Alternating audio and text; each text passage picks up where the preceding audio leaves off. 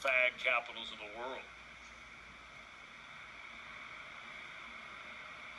Reds Live, the pregame show presented by Ray St. Clair Roofing. You might as well have just fired up the incognito tab and pulled up some German Scheiße porn, because either way, you just watch a man get himself into some deep shit.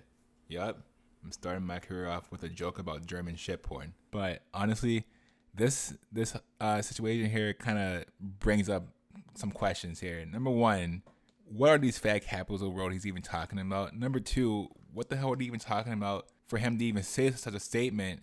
And number three, the dude in the sound booth who was like control of all the sound, like why did he turn on his microphone right at that moment where he said the fag capitals of the world? Like why at that time? You know, I almost feel like that dude in the sound booth like had a vendetta against this Tom Brenneman guy and wanted to end his career. I'm about to end this man's whole career.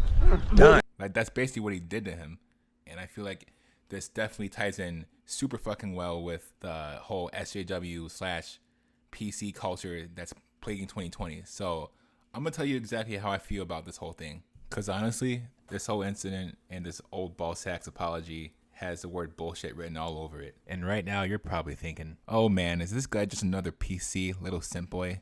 Like he's just coming here into this YouTube platform, trying to be like the next big commentator, and he's already spitting this PC garbage, because that's exactly what YouTube needs right now is more PC cucks. I'm like, all right, well, here's the thing. The more you watch my channel as I upload videos in the future, you're gonna find out real quick that I am among the least PC SJW people out there. All right, you're gonna find that out. And honestly, I mean, I fucking named this title the Fag Capitals of the world, all right? I'm not about to sit here and bend my vocabulary and freedom of speech to the self-righteous will of society. I'm not a PC guy. I'm a Mac guy. No, I'm just kidding. Fuck Mac. I use Windows 10. But yeah, I gotta refocus on the topic at hand, because going off on a tangent is a really fucking bad habit of mine. My operating system preference isn't what this video is about. The point of this video is for me to tell you guys why this lying-ass old white bitch over here is nothing more than a homophobic ass fag who got caught expressing his true feelings about the LGBT community. So I'm gonna show you guys this dude's his name is Tom or Thom. I don't know what the fuck his name is. It's spelled Thom. That sounds like Thom to me, but I'm pretty sure it's pronounced Tom. I think that's a very retarded name. But anyways, I'm gonna show you his sorry ass apology, and you guys can comment down below how much you think his apology is truly sorry ass. Just look, see for yourself. As Holland takes over on the mound, I made a comment earlier tonight that I guess went out over the air that I am deeply ashamed of. If I have hurt anyone out there, I can't tell you how much I say from the bottom of my heart. I'm so very, very sorry. I pride myself and think of myself as a man of faith. As there's a drive in a deep left field by Castellanos, it will be a home run. And so that'll make it a 4-0 ball game. I don't know if I'm going to be putting on this headset again. I don't know if it's going to be for the Reds. I don't know if it's going to be for my bosses at Fox. I want to apologize for the people who signed my paycheck, for the Reds, for Fox Sports Ohio, for the people I work with, for anybody that I've offended here tonight. I can't begin to tell you how deeply sorry I am. That is not who I am, and never has been. And I'd like to think maybe I could have some people that could back that up. I am very, very sorry, and I beg for your forgiveness. Jim Day will take you the rest of the way home. Damn, man. The bullshit is strong with this one. And you know what? This is a perfect topic for my first video, because I noticed that scrutinizing apology videos is the backbone of a YouTube commentator's career.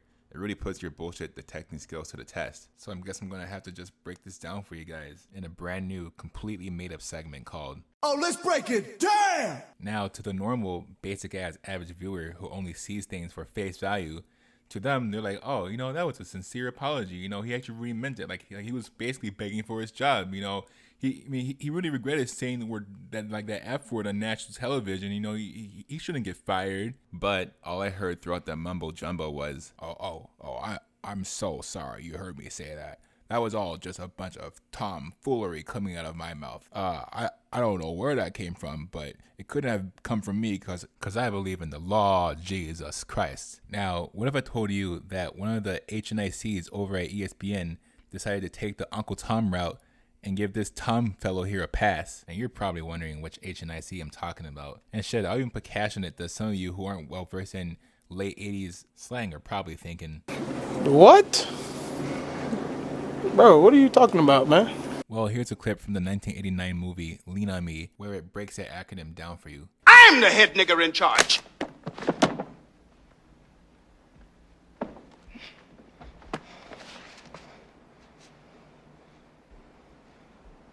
Come on, let's get something to eat. Now, my viewers who are well versed in the world of sports, you hear the word head nigga and then you hear the word ESPN, and you're probably going to guess that the HNAC I'm talking about is none other than the only relevant nigga on that channel, and that's Stephen A. Smith, the undisputed face of ESPN. I mean, who else on that channel represents ESPN more? Scott fucking Van Pelt? Yeah, okay, that boring bald ass. Get the fuck out of here, man. I was about to compare this guy to Mr. Clean, but then I was like, nah, I'm not about to disrespect Mr. Clean like that. Anyways, here's Stephen A. Smith's first take on this matter. He deserved to be suspended. He deserved to be taken off the air immediately. But I do not believe that he deserves to be fired. I think people make mistakes. I thought that his apology was sincere, off the cuff, the level of contrition that one would expect when somebody makes such an egregious mistake. And I'm not even sure the word, I don't know the man at all. I'm not sure the word mistake is appropriate, but I will tell you this. I know many people in this business that have known him for many, many years. And he is right about what he alluded to, that there are an abundance of people who know him that find him to be a very, very good man and a very decent human being. Again, I don't know him at all. But having said all of that, we have to take into account the culture that we're living in. And it's not about, let he who hasn't sinned cast the first stone or something along those lines. But it is about the fact that none of us are flawless. Imperfections touch all of our lives. We make mistakes. We mess up. And this notion that one mistake should cost you a career that spans over 3 decades, I just I find it very difficult to do something like that. Again, I do not know this man personally. I do think that such an error in judgment, such slippage of the tongue, such words emanating out of his mouth definitely were offensive. And obviously, he should have been taken off the air immediately. I think that was the right decision. I do think it's right to keep him off the air for a little while. I think that's the right decision. I think it's right for him to be suspended. But even if he had used the N-word, as egregious as I would have found that and as offensive as I would have found that, if he had apologized in such a way, I still would not be an advocate of him being fired. I would be an advocate of him being suspended. And I think that's appropriate here. Whatever, Steven. You can suck the ESPN cock all you want, but I guarantee, if Tom Brenneman said something like,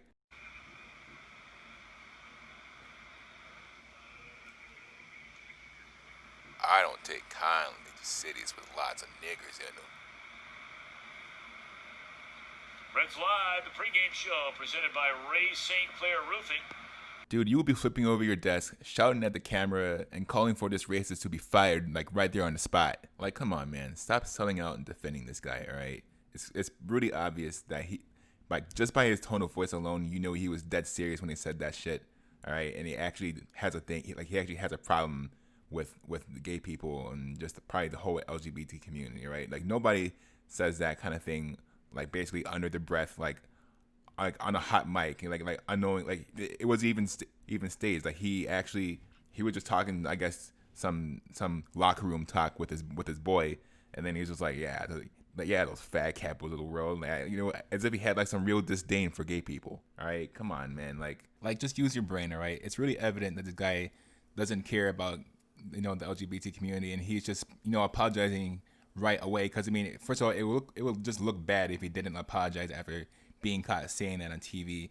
And secondly, he just cares about the money, like all those hundreds of thousands of dollars he gets. I mean, I don't know, maybe millions. I don't really know how much this guy makes a year. And all he's really trying to do here is just backpedal as hard as he fucking can, just in order to keep his job. Castellanos to lead things off. Jim Day's going to be taking us the rest of the way through this game. Oh, you done did it now, Mr. Announcer guy. A man of faith. As there's a drive in a deep left field by Castellanos, it will be a home run. And so that'll make it a 4-0 ball game. That has got to be the most awkward, depressing home run in a whole entire history of baseball. Like, I don't even watch baseball. I think baseball is one of the most boring sporting events of all time. But I'm pretty sure that was like the dullest home run call of all time. Like, that couldn't have been any more lifeless. I mean, this guy's soul is dying while he's, apologizing, because he can't get all of that beautiful money. I pride myself and think of myself as a man of faith. Yeah, Mike Pence likes to pride himself as a man of faith too by praying away the gay. So congratulations, man. You just shot yourself in both feet. Good for you. As there's a drive in a deep left field by Castellanos, it will be a home run. God damn, life really does have a sense of humor, doesn't it? This guy is really apologizing for his homophobia as the ball lands into this place called the judgment-free zone. Like, God, how you can't get any more ironic than that. This universe, man. I don't know if I'm going to be putting on this headset again. You're not. Just go and throw that headset in the trash, because I don't really know anybody who's going to want to put that headset on that's had your ignorant little ears all over it. Like, I'm just imagining what his boss is saying to him during this. I don't know if I'm going to be putting on this headset again. No, you won't. You're fired. Fired. That's it. I don't know if it's going to be for the Reds. I don't know if it's going to be for my bosses at Fox. I'm going to apologize for the people who signed my paycheck, for the Reds, for Fox Sports Ohio, for the people I work with, for anybody that I've offended here tonight. I can't begin to tell you how deeply sorry I am. Well, if there's one thing here that's crystal clear, it's his priority is as to who to apologize to. I mean, I'm just saying, I think any sane person would apologize first to the main target that they were offending. But he literally put first everybody else except for the LGBT community that he offended by saying such a vile statement. Okay, I know I'm sounding like I'm advocating for the easily offended and the PC culture, but if you just take the if you just step back and think about what he said, this is what he's saying. He's like, if you look at the screen and see this map that I constructed, like whipped up. This is literally what he's saying. This is what he thinks about all these countries and all these people, not countries, cities, and all these people who live in them. And he said this during a hot mic fuck up. Like, just imagine what he says when he's like off the mic and just in his workplace or at home. I mean, I wouldn't be surprised if this guy's saying racist shit or saying stuff about other marginalized groups. I mean, looking at this dude, I would bet my life savings that this guy has said the word nigger at least 100 times in his whole entire lifetime. And I'm being generous with that number. Like, honestly, I bet this guy is giving Keemstar and Ethan Klein a real run for their money.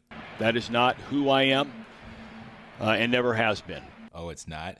Well, where the fuck did I come from then? I mean, it must be that his MK Ultra programming got hacked by Mike Pence and made him say that shit. I mean, I don't see how there could be any other explanation for that.